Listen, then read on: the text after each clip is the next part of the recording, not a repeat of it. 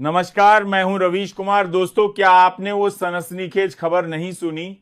मोदी सरकार के बड़े बड़े मंत्रियों से लेकर मुख्यमंत्री तक सबके काले कारनामों का भंडाफोड़ हो गया है।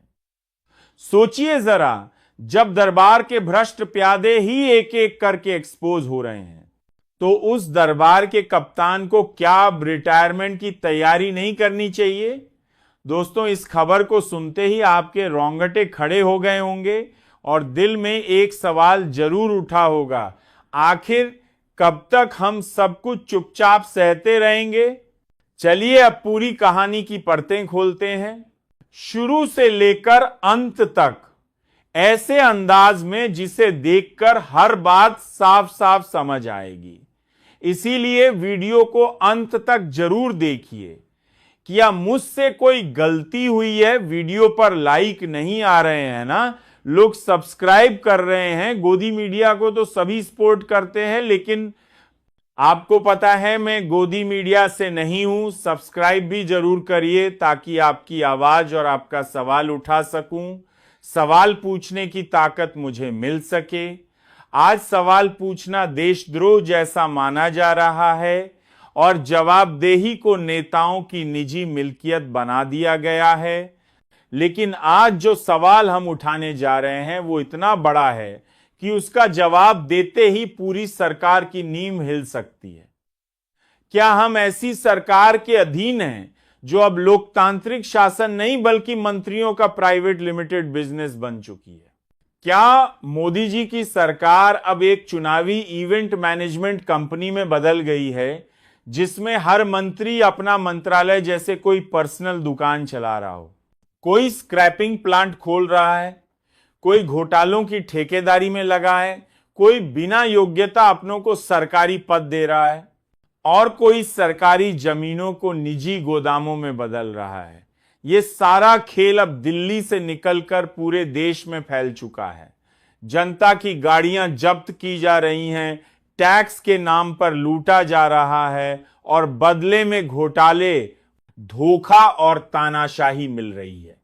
अधिवक्ता अंकित कुलथिया ने जब दिल्ली के स्क्रैपिंग घोटाले को हाईकोर्ट में उठाया तो पता चला सुप्रीम कोर्ट के नाम पर ट्रांसपोर्ट डिपार्टमेंट गाड़ियां जब्त करवा रहा है और उन्हें स्क्रैपिंग प्लांट्स को बेचकर करोड़ों की कमाई कर रहा है, जबकि सुप्रीम कोर्ट ने ऐसा कोई आदेश दिया ही नहीं। इस घोटाले में सत्ता के बड़े चेहरों की परछाइयां साफ दिखती हैं, लेकिन गोदी मीडिया चुप है, विपक्ष कमजोर है और जनता डरी हुई है। जिनकी गाड़ियां छीनी गईं, वो आज भी सरकारी दफ्तरों के चक्कर काट रहे हैं और जिन स्क्रैपिंग कंपनियों को फायदा हुआ, वे आलीशान बंगले खरीद रही हैं। एक मंत्री के करीबी की स्क्रैपिंग यूनिट इस खेल की सबसे बड़ी खिलाड़ी निकली, यानी मंत्रालय से लेकर मंडली तक सब जनता की गाड़ियों से मुनाफा कमा रहे हैं। दिल्ली में 10 साल पुरानी डीजल और 15 साल पुरानी पेट्रोल गाड़ियों पर अचानक बैन लगा। तेल देना बंद, सड़क पर चलाना मना, और अब सरकार कहती है कबाड़ में फेंक दो। लेकिन जब वकील मुकेश कुलथिया अदालत पहुंचे तो खुलासा हुआ कि यह सब सुप्रीम कोर्ट या एनजीटी का आदेश नहीं, बल्कि सत्ता और सेठों की मिलीभगत है। जनता की गाड़ियां हटाओ, नई कारों की बिक्री बढ़ाओ, यही है असली विकास। अब सोचिए, जब कोई आपसे पूछे कि भारत का सबसे बड़ा बंटाधार क्या है, तो बिना सोचे जवाब होगा गोदी मीडिया। इसने एक नेता की छवि बनाने के लिए पूरे देश की साख को बर्बाद कर दिया। अभी हाल ही में पहलगाम की घटना और ऑपरेशन सिंदूर में मौलाना मोहम्मद इकबाल की गोलीबारी में मौत हो गई, जो एक शिक्षक थे। लेकिन Zee News 18 India, Republic TV, ABP News सब ने उन्हें आतंकवादी बता दिया। अब उनका परिवार न्याय के लिए लड़ रहा है। अब बात करें एक और मंत्री की, जिनके राज्य में साल भर में 9 पुल गिर गए, उद्घाटन से पहले ही पुल बह गए, लेकिन टेंडर उन्हीं कंपनियों को मिला जो चुनावी प्रचार में साथ थीं। ना जांच ना सवाल। तीसरे मंत्री जिनके बेटे की स्टार्टअप कंपनी को सरकारी स्कीम से बड़ा फंड मिला, अनुभव भी नहीं था, वेबसाइट भी नहीं बनी थी, लेकिन फंड मिल गया। कृषि मंत्रालय के एक मंत्री जो किसानों के सामने खूब आंसू बहा रहे थे, उनके शहर में किसानों की जमीनें अब प्राइवेट वेयरहाउस बन चुकी हैं, और जब सवाल पूछा गया तो कहा गया ये निजी जानकारी है, आरटी डालो तो जवाब नहीं, वोट डालो तो कोई रोक नहीं। अब आप ही बताइए, ये सरकार है या मुनाफाखोरों का गिरोह? ये लोकतंत्र है या लूटतंत्र? मोदी जी जो कभी कहते थे ना खाऊंगा ना खाने दूंगा, आज उनके मंत्री हर ओर से भ्रष्टाचार में डूबे हैं। स्क्रैपिंग से लेकर निर्माण, भर्ती से लेकर जमीन तक घोटालों का अंबार लग चुका है, और सरकार कहती है ये सब विपक्ष की साजिश है। जब हर मंत्री का बेटा सरकारी फंड उठा रहा है, हर दोस्त को ठेका मिल रहा है, हर भ्रष्टाचार पर पर्दा डाला जा रहा है, तो ये विपक्ष नहीं, सत्ता की साजिश है। और गोदी मीडिया जब इन पर बहस नहीं करता, तब समझिए कि वह बस सरकार के विज्ञापन दिखाने वाला एक टेलीप्रॉम्प्टर बन चुका है।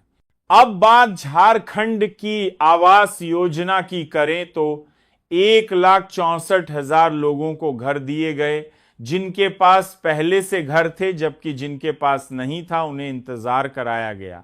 कुल 1,058 करोड़ से ज्यादा का घोटाला, कोई जांच नहीं, कोई जिम्मेदारी नहीं। कृषि मंत्रालय में फर्जी किसानों को सब्सिडी मिली, रेलवे में मंत्री के भाई की कंपनी को गलत टेंडर दिया गया जिससे 200 करोड़ का घाटा हुआ, लेकिन सब कुछ अनभिज्ञता की चादर में ढक दिया गया। अब फैसला आपको करना है, क्या आप अपने टैक्स से इन घोटालों को पालते रहेंगे, अपनी गाड़ियां जब्त कराएंगे, अपने बच्चों को बेरोजगार देखेंगे और फिर भी चुपचाप वोट देंगे? ये घोटाले अब सिस्टम बन चुके हैं, और जब प्रधानमंत्री चुप रहते हैं तो वो चुप्पी भी एक इशारा होती है। मैं रवीश कुमार आपसे कहता हूं, इस चुप्पी को तोड़िए। 2024 का चुनाव उतना सहज नहीं था जितना दिखाया गया। एनडीए को बहुमत तो मिला, लेकिन वह मोदी की लोकप्रियता से नहीं बल्कि छोटे दलों की कृपा से। पहली बार मोदी को अपनी सरकार के लिए दूसरों पर निर्भर होना पड़ा है। संघ ने देखा कि पार्टी अब एक व्यक्ति विशेष की बन चुकी है। प्रचारक अब विचारधारा की जगह केवल नारे लगा रहे हैं, और यह बात नागपुर को मंजूर नहीं।